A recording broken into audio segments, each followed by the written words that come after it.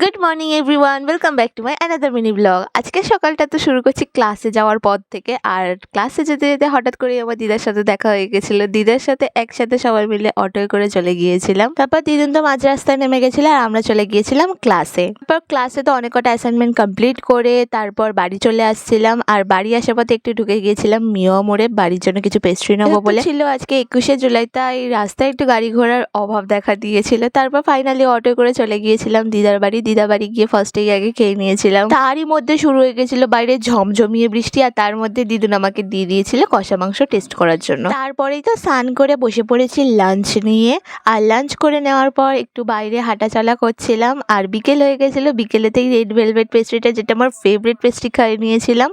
আর আমাদের বাড়ির কাছে দেখো না কত একদম হাতের কাছে এই জামগুলো হয়েছে, খেতেও অনেকটা টেস্টি। তারপর সন্ধ্যের দিকে দিদুনের সাথে একটু হাঁটাহাঁটি করে বাড়ি এসে একটা আইসক্রিম খেয়ে আজকে দিনটা এন্ড করছি। বাই।